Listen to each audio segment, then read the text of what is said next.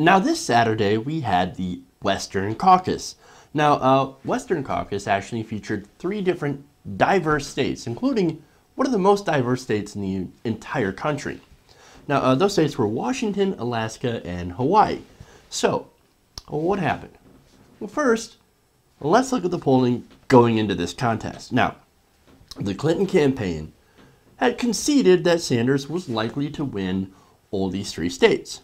And that was, of course, backed up by polling. Now, what was interesting about that, as an aside, Hawaii is actually the #1 most diverse state in the country. What's the matter? I thought Hillary Clinton did really well with minorities. Well, she happened to do very, very well in the South. But when it comes to other diverse states, not so much. Interesting. So, anyway, on to the polling.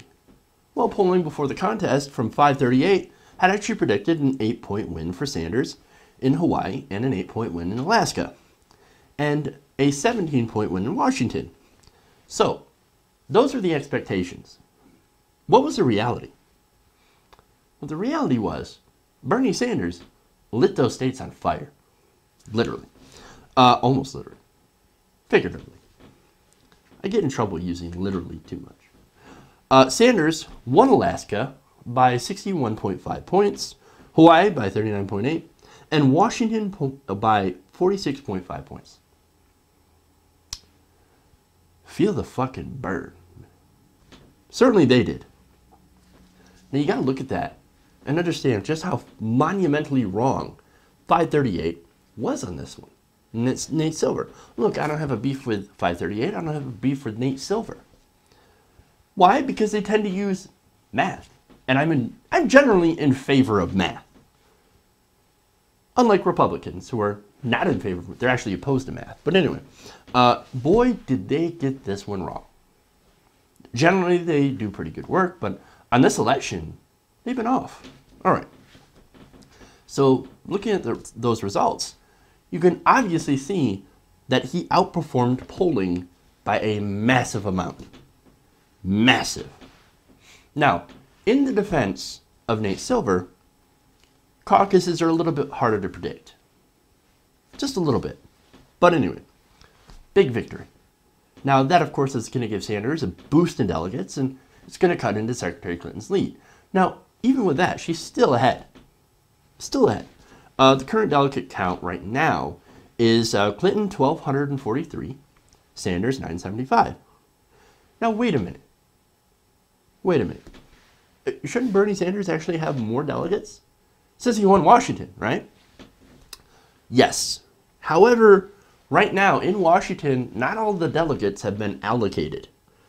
So it doesn't really show up in the official. So why? Well, let me kind of break it down with the help of CBS Seattle. And this is on Washington's very complicated caucus system. All right. So it starts out saying 27,170 delegates will be elected Saturday. This was before the election to move onto the country in legislative or county and legislative district caucuses. Because Washington is proportional, a portion will support Clinton and a portion will support Sanders.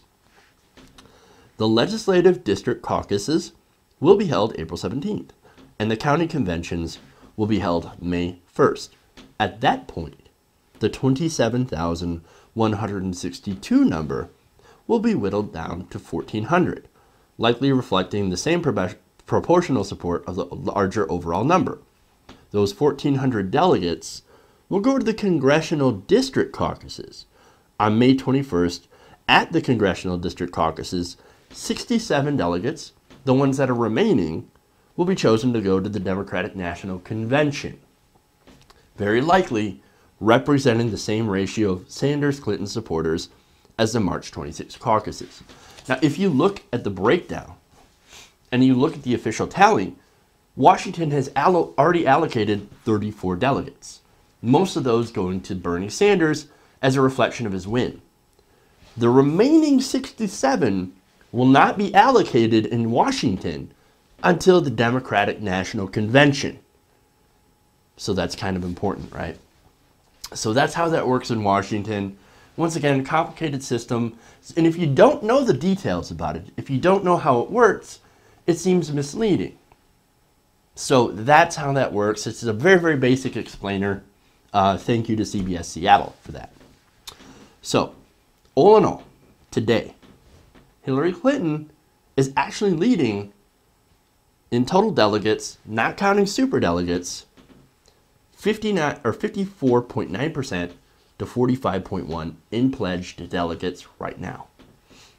Now you're going to hear the door is closed for Bernie Sanders. It's impossible. You got to give it up now. You got to stop attacking Hillary Clinton on Wall Street. We need unity. So stop it, stop it, stop it, shut up, drop out now. You're going to hear that. Well, not so fast. There are still nearly 45% of all pledged delegates yet to be rewarded. And there are still 22 more different contests. It ain't over. In fact, you have some of the biggest ones, California and New York, with about 700 pledged delegates. Well, more than 700 pledged delegates between just those two states. You also have Pennsylvania and Wisconsin, also very important and coming up. Those are very competitive.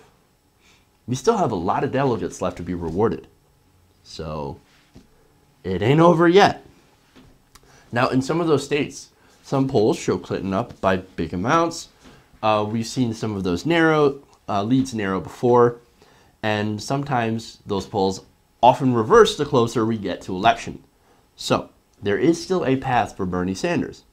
However, he still has to do very well in the next few states. He's got to get somewhere around 60% of the vote. He's got to have big margins because of that proportional delegate awarding system.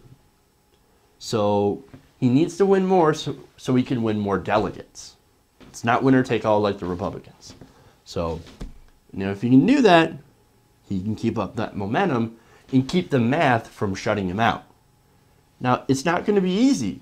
The math's still hard. It's not impossible, but it's still hard. Bernie Sanders is still the underdog. But he's coming, man. Here comes Bernie.